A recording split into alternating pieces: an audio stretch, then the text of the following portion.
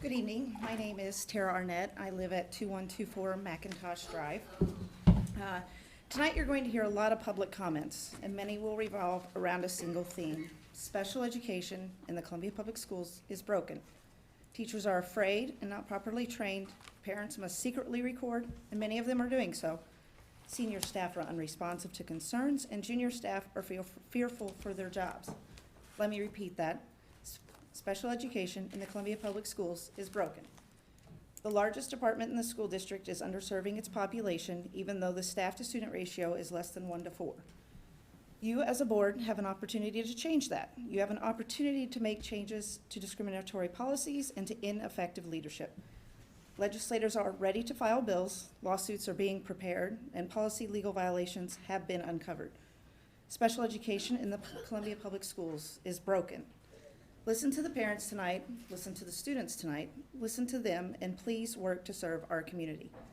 We can be better, we can actually become what we aspire to be in this community, inclusive of everyone, and have an education system that prepares all students to be productive members of society. But you have to take action. Your stubbornness on the recording policy is a public relations nightmare that could have easily been avoided. We've now heard this week that you authorized construction of seclusion units that resemble solitary confinement cells for students, and they were used in an unfinished condition against school policy. At the June school board meeting, we heard story after story after story about how the Special Services Department continues to fail our students. Special education in Columbia Public Schools is broken. Are you willing to fix it?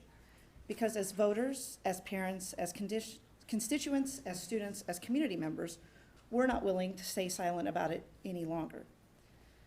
A personal story. Imagine preparing to send your not yet 5-year-old son to public schools. You sit around a table with about 15 professionals sitting in front of you to talk about your child's future in the school district. And you're advocating for this child to attend specials with his peers. An educator across the table looks at you and says, well, most of the kids in this classroom don't do that. You see, this is a spring meeting before his kindergarten year, and they've never even met him, never laid eyes on him. But that was the first time my son had ever been judged for his diagnosis and not his capabilities. You see, he has low verbal autism, and this teacher passed a judgment on my beautiful, perfect 4-year-old. And then you have to keep it together for the rest of the meeting. And remember all the other education stuff you've talked about in that meeting without being upset. My son is going to middle school next year. He's 10. This is my reaction from when he was 4. So I have a standing invite to that middle school IEP meeting. It's coming up. Thank you.